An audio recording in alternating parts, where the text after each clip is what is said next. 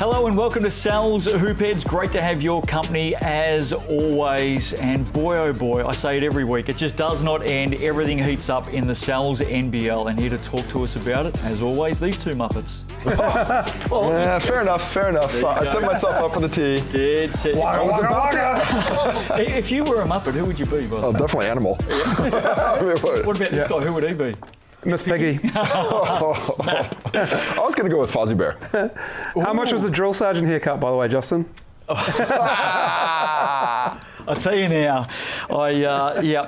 he took liberties. No, well and truly. Thanks for noticing, by the way. Hey, the Sal's NBL, is it the best competitive competition in the country right now? I've got no idea what's going to happen game to game. It's so much fun. Can you confidently, Case, tell me who's going to win every game and just absolutely lay down on dead set positive? Last season you could, eh? Can I be confident? Yes. Will I be correct? Probably not. Those are two different things. Even as low as teams are in the leaderboard on the ladder, the Airs, the Hawks, the Jets, the Saints, all the Airs on 4, everybody else on 6, nobody's out of it. And I've been trying to say that for a few weeks here. So, are they out of it now? I'm like, oh no, because it's so tight, it's so close, and it looks like 9 wins might get you in, and that leaves the door open for quite a few squads. Listen, I want to swing ourselves over to the States. Carmelo Anthony. Now, he's announced his retirement, 19 seasons, just an absolute stalwart of the game. I mean, look at this. This is just incredible. What it doesn't mention is his toughest ever opponent. Do you know who that is, Miles? You're sitting next to him. I'll give you a tip. Oh, really? Is LeBron James? I thought, what the... You've played against him. I've played against him once. Time was. Once upon a time, I was playing on a Nike touring team, and his first game at Syracuse University in front of around 30,000 fans was against this Nike touring team. It was an exhibition game, and he came out, and he was quite good. They won a national title that year. Hakeem Warwick with the block in the Hakeem corner. Warwick had a big dunk that game, and we lost by about 20, and deservedly so, because they were a team and we were a bunch of dudes. What a career, Miles. Look, a great career. The only thing that's missing there is a deep postseason run year after year. Like, for all those numbers, he was just a volume guy. And it was always so frustrating for him, no doubt, that he just couldn't get into a deep playoff run, on the right squads with the right teams. But he just seems like the coolest dude. Like, he's come from Baltimore. He made it in New York. New York, is beloved by Knicks fans, which is very hard to do. Yep. The elbow jumper, like the ISO ball, and him swearing when he grabs rebounds.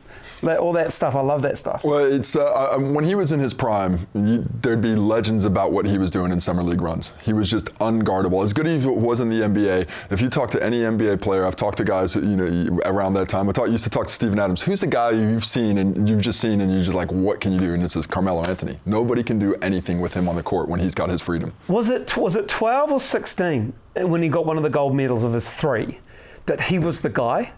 I think it was like him and Kobe were the guys who scored the points. Like, there wasn't LeBron, it wasn't Dwayne Wade. There was a point there where it was Carmelo Anthony scoring the bucket for the US Olympics. 8 was Kobe down the stretch, but 12, and all those he sacrificed, came off the bench, but was still one of the leading scorers. He's just that wet as a walking bucket. Big question: which 15 do you retire if you're the Denver Nuggets? Because Jokic is a 15 as well. Yeah, good question. Well, that's a tough call. Good question. Let's move along. Round 7 results. By the way, it's Jokic. He's going to get the chip. Here we go. Here's the results. Tuataras get the 2 on the road. Bulls good again. I like what they're doing. They're making some moves as well. Sharks split. They get the Jets. They go down to the Saints. Giants against the Hawks. The Hawks have won 1 of their last 7. Let's pick it apart. Nuggets, Tuataras went in as a massive game for round 7. Lived up to expectations, although the Nuggets, for me, that was as flat as I've seen them so far this season. I haven't seen them flummoxed in a game yet, and that's what I saw with the likes of Chris McIntosh stepping up, the role players stepping up. Thomas Beattie was hitting shots. The kids. It was great to see, and the kids have been great this season for all the teams. No Glidden, by the way. No Glidden. No Glidden. Chris McIntosh getting the job done. What I liked is the fact that the Tuataras didn't let any of that affect them. They're so well drilled. Rob Lowe is so well poised for those games, and Jared Weeks just does Jared Weeks things. I think it's good for the Nuggets. They won't agree. They want to keep winning, but it's good for them to taste, you know what? These things we started to slip on. We can refocus. Ja'Cory McLaughlin. 39 points, really impressive, the way that he was able to keep scoring. But I think a lot of that damage was done in the fourth quarter. The score line is more, kind to the Nuggets than what the actual game was. The thing about the Nuggets is they're so dependent on threes. They shot 32% in that game, which is okay, but if they're playing against a really good team and they're only shooting okay, they're not creating enough looks for everybody else outside of McLaughlin to really depend on that. They have to shoot in those high 30s to be a consistently dangerous offensive team. For a long time, Todd Withers was pretty well held in that game as well, and Sam Timmins for that matter, for quite a fair way. Ayers and the Bulls, we'll talk about the Ayers in just a moment. The Bulls, they are making all the right noises, and I know they're your team.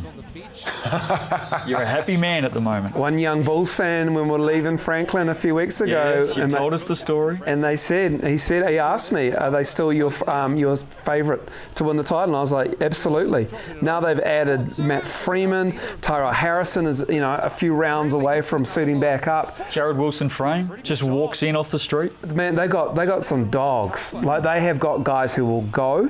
They've got guys who will not quit. Are they the toughest, grittiest team in the competition? I think the Nuggets still are. I think they've got the guys off the bench that come in and those role players, Robbie Coleman starting. I think they are. If you're going into an Anchorman car park blue, and someone has a trident, an absolute dust up, who are you most afraid of, the Bulls or the Nuggets? I'm afraid of the Bulls. Yeah, so am I. Because I feel like Leon Henry's going to come out. What I love about the Bulls is that their foundation is their defensive physicality, not just being in the right spot, but being felt at possession after possession. They've got so many weapons, especially now that Freeman's going to be adding to the mix. His three-point shooting is really going to shift the geometry of the court, stretch things out, and that's when you're going to see, I think, the speed of Ricky McGill really be able to take over. In this game against Taranaki, he took over late. They were down a couple of buckets. Him in transition was what's really got it down the stretch after some great play by I love Dan Sokolovsky and the way they respond to him in timeouts. Yeah, so do I. They come back and they get up on the floor and they do what he's asked them to do. Yep. And I like his really tempo good. as well. He can be calm. Yep. Gee, he can be angry. Modi Moore. Yeah. I mean, it's the same school of coaching. Good call. Ayers, Fletcher, injured in a walking boot, ankle. Hilliard, ejected. Two T's. Where are they at? Marcel Jones. Marcel Jones. Gone. Yeah, they're in a spot of bother. Is probably the best way I'd put it. They just looked overmatched.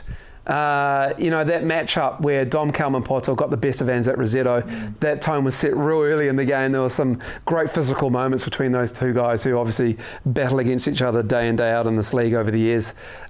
They look like they need Armon Fletcher back because they need to rely on those three reports. In a hurry.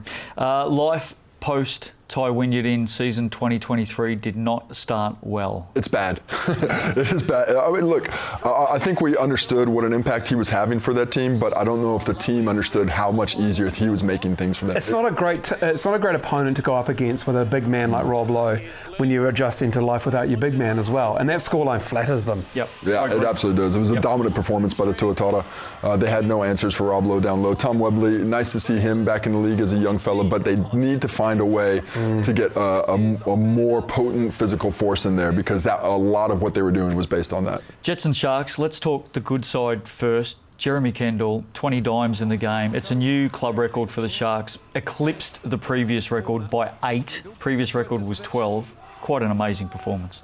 Jeremy Kendall is he's a surgeon. It's not rocket surgery, it's not brain science, it's all of those things combined.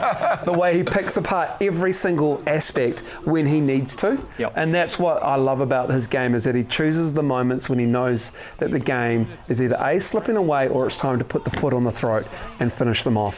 Firstly, I will say that I'm surprised Kevin Braswell ever passed the ball 12 times to get 12 assists. So I'm very surprised about that in the Southland Sharks game. But let's talk Jets, and we've got some vision running in the background defensively.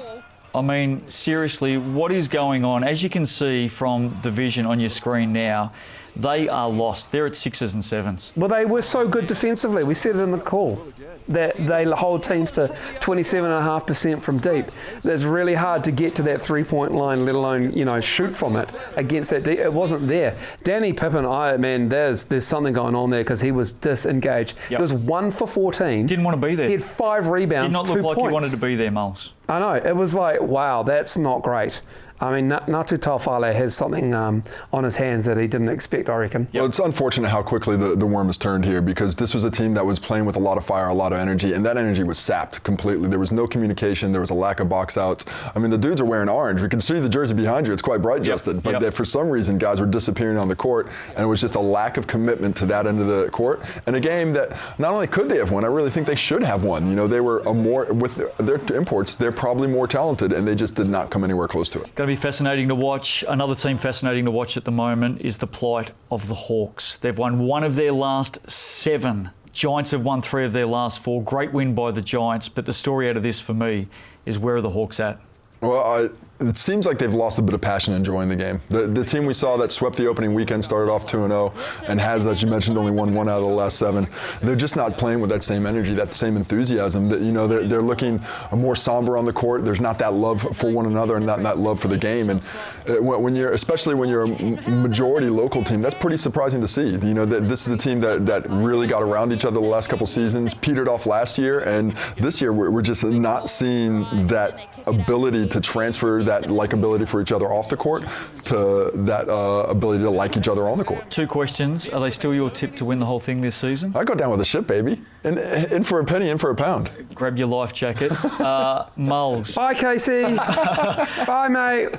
Moles, Here's a flare. have they gone the right way with just 1 import? I would have said yes, absolutely, because they've got such quality New Zealand players in it. I sense there's a but coming.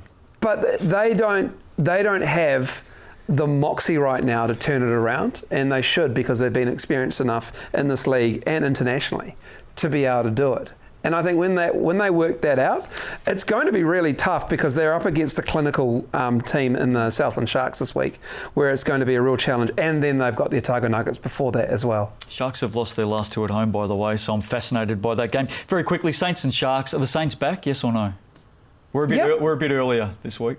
I think so. I think so, yeah. Tons of highlights. You and I saw that game. It was amazing. But the highlights were great. The dunks are good. The passes by Kyle Adnam are impressive. But what's more impressive was their commitment to physicality on the defensive end. They slowed down that transition game. What they did to Jeremy Kendall, doubling and forcing the ball out of hands, rotating great. They have all the tools to be a great defensive team. Even in that game, they took the foot off the pedal in the 4th quarter. So there's still some things to fix. But I do believe they're a high-talented team that it can win a championship. You know what I loved about that game? Diving after the ball. Just the desperation, doing all the 1%ers. To me, that's the Saints that we came into the season expecting, and Tom Verdanovic leading from the front. When he's up and going, that team is rarely off their game. You look like you just need a really long hot bath after you played Tom Verdanovic, because he is bruising at both ends. It combines the bruising with Tommy V became Tommy 3. He was shooting the ball absolutely. like crazy. Ladder, let's have a look at it. And I've got a story here. This is the way the ladder looks right now after round 7. Nuggets still lead the way. Tuataras, the big winners in round 7, and we can see it all the way down to 10 now. Have a look at this. This is the ladder after last week. Colourful, numbers everywhere. Maybe you can't see the difference. Let's have a look at what happened between 6 and 7. A lot of movement. Green and red arrows on the left tell a very interesting story.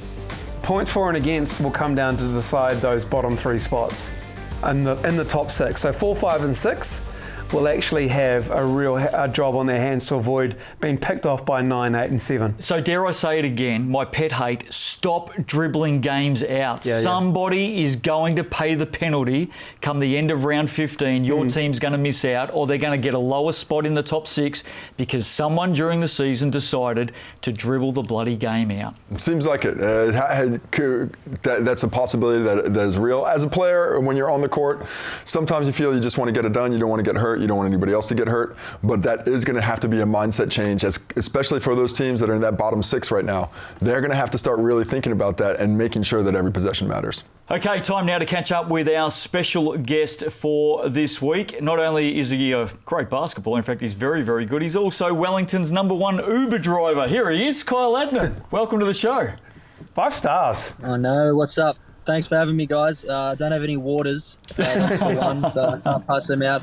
3-star rating for me. But yeah, if you need a lift, let me know. Hey, fantastic. Hey, just quickly, being a fellow Wellingtonian, how are you fitting into the capital city? Yeah, it's been great. I think there's a lot of similarities to Melbourne. I will definitely give you guys the tick for these mountains. They are beautiful this morning. It's a nice sunny day, so I went down to the Oriental Bay and had a bit of a look around, and it was awesome.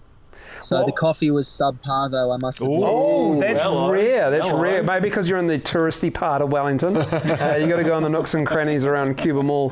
Hey, Kyle, it smells here. Loving what you're doing at the moment. You're dragging your team into games out of tough situations. Let's stay on that 5-star rating. What do you give yourself this far into the season, given how you've been and how it started for you? Oh, look, I think we definitely got a ways to go. There's always difficulty when you've got guys coming in and out of any team, building chemistry and finding how, other people play and where you fit into that as well. But I think this last sort of couple of weeks, we've really started to find our identity. I know we've lost some games for sure, but we've also faced some really good teams in the Nuggets and the Rams who both sit high on top of the ladder. So we're confident in where we're at, but we also understand we've got a ways to go.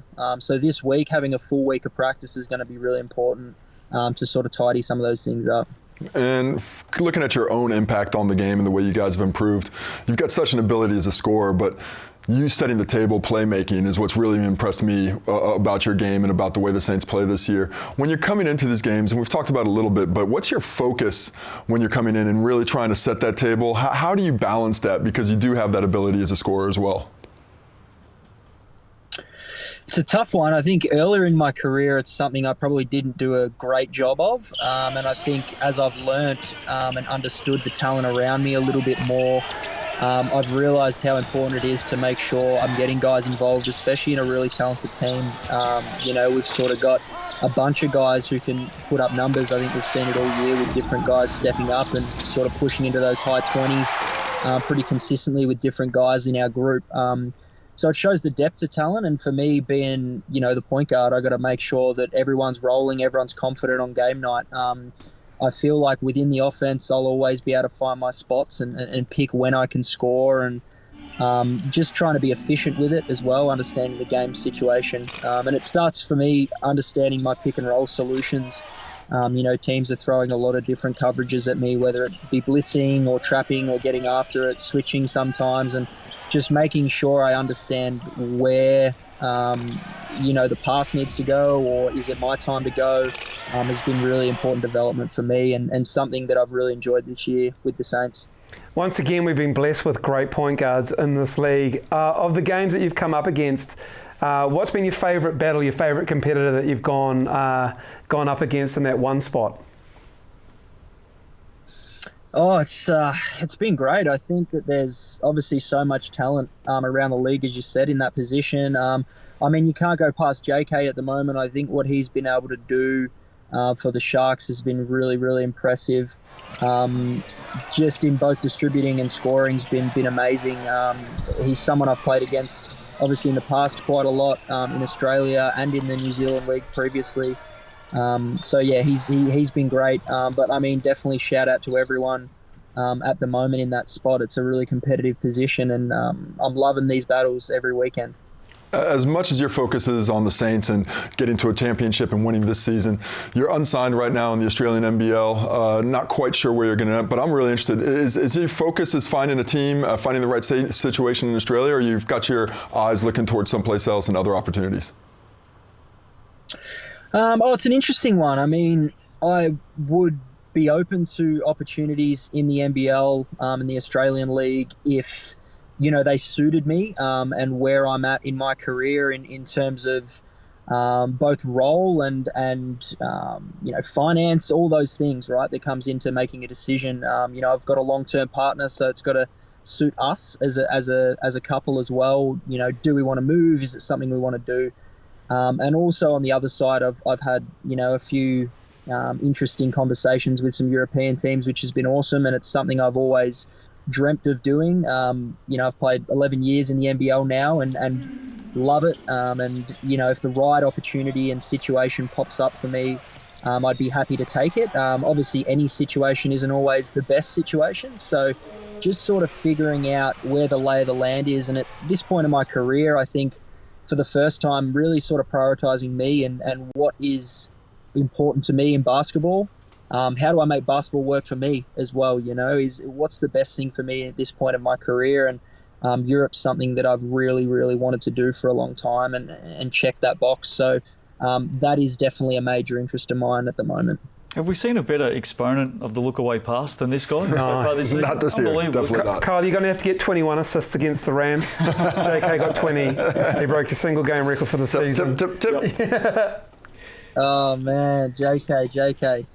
Come on, man. I was happy to see him get it, but I must admit I was a little bit annoyed as well. I bet. Love it, the competitor. He was doing so well, so you can't knock that. It's an incredible play, and to also have 20 points to go with it as well. He had to one-up me, didn't he? Well, I think Coach Troy McLean is waiting for you to get back on court for training, Kyle. Before you go, my AFL knowledge and support is completely wasted on these two. Who do you go for in the AFL? I go for Richmond. All right, we'll see you later. Thanks, Kyle. Thanks for joining us, mate. Yeah. I appreciate your time. Good on you. Thanks, man. No worries at all. Go well. Shout out to you, Case, as well. Loving the locks hanging out. That's very Lyle Bay. Shot, bro. I appreciate it. He's waiting for you down Lyle Bay. See you later. See you guys. Thanks very much. Rightio, let's head back to the NBA and the big news, of course, over the last week, the Spurs. San Antonio Spurs, number one. Who are they going to go with, Mulls? Any ideas? Could be Scoot Henderson. Could be that French kid. Yeah, I'll give you an idea. Let's have a look here. There he is, Big Victor, surely number one. No question. No question. Did you see the response of the guy who was there to represent the Spurs? Can't remember his name, but he literally won the lottery. He was quite excited. Yeah. I mean, the best prospect in a generation, at least since LeBron. Yeah. The only question with him is really injury and if he can handle it, because he looks like he's holding a ball my 9-year-olds play with, like the size. That is incredible, ball. Isn't it? Look at the hands on the man. Yeah, they talk about Kawhi's hands, and he's called the claw. I'm figuring they're bigger than Kawhi's. This isn't new territory for the Spurs, by the way. They've been in this position before, and they've done very, very well out of number one picks. Let's go back a few years. We're going back to David Robinson, the overall number one pick in 1987. Fair career. Favorite player growing up, David Robinson. The Admiral. The Admiral. He even did his Navy. Did 2 years. Did 2 years for Navy training. He was in the Naval Academy, so he had to serve after that. They let him out of his last 5. He is not an admiral. He's actually a lieutenant commander, I believe. Oh, okay. They didn't put him in charge of the Navy. Casey has always been a stickler for it. There you go. And, of course, another number one pick. How about this guy? He was a good swimmer. I don't believe that he would have made a big basketball player if he had pursued swimming like he did. But he is he's the one the most overlooked of all the great players. Like 5 championships, everyone leaves him off the Mount Rushmore. We forget, and that's probably just more down to his personality and the Spurs being the Spurs as an organisation, because his greatness is unreal. Look at those numbers on that list. It's a lot. And that is sort of the baseline for Wemby. Like when you're talking about if he doesn't have this type of career, people are going to call him a disappointment. LeBron had this kind of pressure on him, and he's delivered to that. It's so good that he's come to San Antonio. They're almost a de facto French national team. They've had Tony Parker, they've had Boris Diaw. They've got that ability to bring a guy in, proven by Duncan, proven by Robinson, nurture him and bring him up to the best of his ability. So I can't think of a better situation for him to have landed in. I think he's going to do pretty well. I don't think there's any doubt about that. Round 8, Sal's NBL, moving back to home territory. Here's the games coming up. And of course, starting on Thursday, the Airs, Rams, Nuggets, Hawks, Saints and Rams. That's Saturday and Sunday. Sharks, Hawks, Jets, Tuataras and the Bulls and the Giants. Okay, yes or no? Here we go. Let's get stuck into it to finish it all off. Taranaki Airs, are they done? Yes or no? Yes. No. Did Miles get ahead of himself with the Manawatu Jets? Yes or no? I mean... Did he get ahead of himself? Come on, Case, yes. call him out. Danny Pippen was averaging 25 and 12. What's that? What? Yes. Is Charlie Dalton the hottest college prospect in the Sellers NBL? I don't know, he's a good-looking guy, but the hottest? Probably meant it another way. Oh, sorry. The hottest? Who else has eligibility? Tom Beatty's in there. Beatty does. I'm trying to think of the other young... Yes from me. I love the jump that he's made. It's great. So yes. Yes? No. Yes, I can't think of anybody else. I can't think of anybody else. Come on. Miami Heat, biggest Cinderella story of the NBA ever. Ever? Oh, now we're talking. Houston Rockets in '83, maybe. They had a Dallas Mavericks losing record. 2011. So I will say no. Miles? No. Okay, fair enough. Fleur McIntyre, will she be the next coach of the Sydney Kings? Fingers crossed, yes. I hope Love to yes. see it. I think no. And finally, with one win from their last 7 games, are the Hawks cooked, officially done for season 2023? Not yet, baby. No. Get the Still with ball them? to Ethan Rusbatch. Well, and maybe make a few more. Oh, don't quit. He's got to mix it. He knows. He sees the stats. On a serious note, as we exit this week, Mary Goulding involved in a serious car accident last week. Thoughts, prayers, best wishes with Mary, family, friends. We're with you 100%. Speedy recovery, Mary, and we love you.